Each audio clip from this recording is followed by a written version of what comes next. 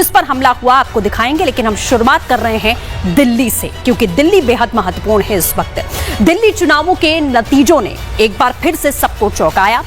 आम आदमी पार्टी का किस्सा दिल्ली से खत्म हुआ तो दिल्ली में बीजेपी को 27 सालों के बाद एक बड़ी जीत मिली।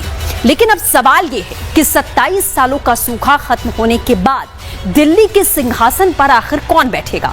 सीएम चेहरे को लेकर सस्पेंस अभी भी बरकरार है। हालांकि बीजेपी ने इससे पहले कई राज्यों में सीएम चेहरे को लेकर चौंकाया ही है, तो क्या दिल्ली में भी बीजेपी इसी फॉर्मूले पर काम कर रही है? समझिए।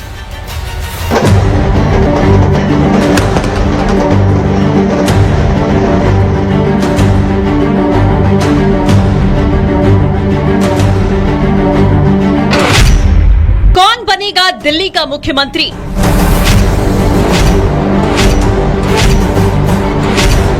दिल्ली में नए मुख्यमंत्री को लेकर चर्चाओं का बाजार गर्म है। 27 सालों बाद बीजेपी दिल्ली में सरकार बनाने जा रही है। चुनाव के नतीजे आए 6 दिन बीत चुके हैं। हालांकि मुख्यमंत्री कौन बनेगा, इस पर सस्पेंस बरकरार है। अभी हमारे पर्यवेक्षक जल्दी तय हो जाएंगे और उसके बाद हमारी बैठक 1-2 दिन में हो जाएगी और तुरंत इससे जल्दी ही आपको और दिल्ली के लोगों को ये सब जानकारी मिलेगी। दिल्ली में सीएम कौन होगा, ये भारतीय जनता पार्टी का राष्ट्रीय नेतृत्व सही समय पर सही व्यक्ति के विषय में तय करेगा।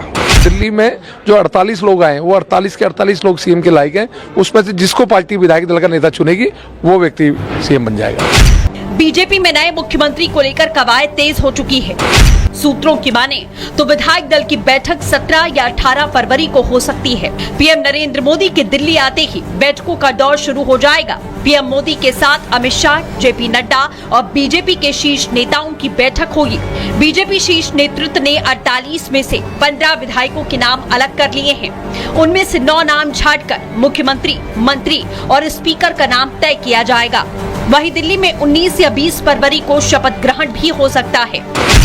राजधानी की कमान किसी महिला विधायक को सौंपने की अटकलें भी तेज हो गई हैं। नए मंत्रिमंडल में महिलाओं और दलितों का मजबूत प्रतिनिधित्व देखने को मिल सकता है। बात करें महिला विधायकों की तो रेखा गुप्ता शालीमार बाग से विधायक हैं। महिला मोर्चा की महासचिव और राष्ट्रीय कार्यकारिणी की सदस्य हैं। शिखा राय ग्रेटर कैलाश से विधायक हैं। सौरभ भारद्वाज को 3188 वोटों से हराया है। महज 2 बार की पार्षद रही हैं। पूनम शर्मा वजीरपुर सीट से विधायक हैं। आपके राजेश गुप्ता को 11,425 वोटों से मात दी। नीलम पहलवान नजफगढ़ सीट से विधायक आम आदमी पार्टी के तरुण कुमार को हराया है। हालांकि बीजेपी नेतृत्व हमेशा से सीएम चेहरे को लेकर चौंकाती रही है। मध्य प्रदेश, छत्तीसगढ़, राजस्थान में ये देखा गया है। महिला विधायकों के अलावा जो नाम दिल्ली सीएम पद की रेस में सबसे आगे हैं, उनमें प्रवेश वर्मा दिल्ली के ताकतवर जाट नेता, नई दिल्ली सीट पर केजरीवाल को हराया है। बाहरी दिल्ली के गांवों से जुड़े हुए हैं। आशीष सूद 2008 में दिल्ली बीजेपी के सचिव बने। शीर्ष नेतृत्व का करीबी माना जाता है। बीजेपी के प्रमुख पंजाबी भाषी नेताओं में से एक हैं। सतीश उपाध्याय सोमनाथ भारती को मालवीय नगर से हराया। संगठन के कामकाज का लंबा अनुभव है। ब्राह्मण चेहरे के तौर पर नाम पर चर्चा है। सवाल ये भी है, बीजेपी क्या इस बार पूर्वांचली विधायकों पर दांव खेलेगी? ऐसा करने पर एक तीर से 2 निशाने लग सकते हैं। पहला, बीजेपी ने पूर्वांचल बहुल 27 सीटों में से 19 सीटों पर जीत हासिल की, इसीलिए भी पूर्वांचलियों की दावेदारी सरकार में अहम हो जाती है। दूसरा, पूर्वांचली मुख्यमंत्री बनाकर बिहार चुनाव में सियासी माइलेज ले सकती है। मुख्यमंत्री कौन होगा, इसका फैसला महज कुछ दिनों में हो जाएगा। हालांकि अभी कुछ फाइनल नहीं है। बीजेपी की ओर से औपचारिक घोषणा होने के बाद ही स्पष्ट हो सकेगा कि 48 विधायकों में से कौन दिल्ली की सीएम कुर्सी पर बैठेगा। हालांकि बीजेपी ने साफ बता दिया है कि सरकार बनते ही ताबड़तोड़ फैसले लिए जाएंगे।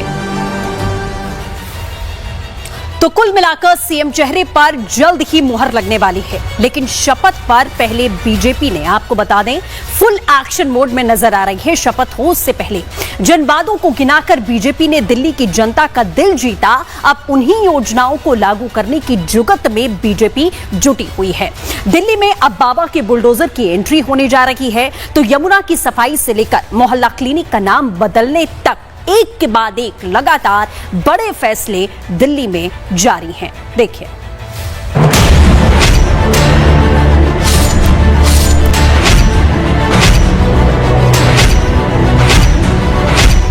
दिल्ली में बीजेपी ने क्लियर कर दिया है कि फैसले ताबड़तोड़ लिए जाएंगे, चाहे वो घोटालों की जांच हो या दिल्ली में आयुष्मान योजना लागू करना हो।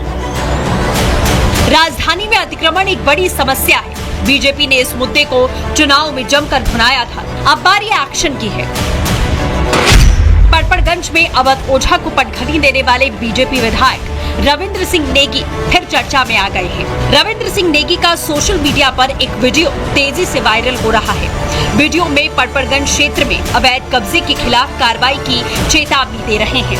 खाली कर देना इसे 2-4 दिन में, नहीं तो बहुत बड़ी कार्रवाई होगी। फिर आपका पूरा जीवन लग जाएगा उस कार्रवाई में। सरकारी जमीन में बैठे हो आप डीडीए की, तो आपको मैं समझा रहा हूँ पहले प्यार से, भाई के नाते, ये 2-3 दिन के अंदर समेट लो अपना, नहीं तो जेसीबी बुलाऊंगा, एकदम सब कर दूंगा तामझाम पूरा एक तरफ।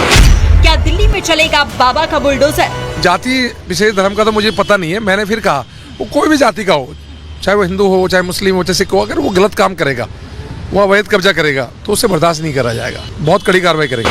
वो बोल रहे थे 3-4 दिन में खाली कर देना, ये डीडीए की जमीन है, 20 साल से रहते हैं जी यहाँ पे, आज तक तो किसी ने बोला नहीं है जी, और बोलते तो चले जाते हैं यहाँ से। वहीं दूसरी ओर मोहल्ला क्लिनिक का नाम बदलने पर संग्राम छिड़ गया है। सत्ता में आते ही बीजेपी की तैयारी बड़ी है। मोहल्ला क्लिनिक का नाम बदलने की योजना है। फ्री स्वास्थ्य सुविधाएं भी मिलती रहेंगी। मोहल्ला क्लिनिक अभी फ्रॉड है, उसमें एक मूल सुविधाएं भी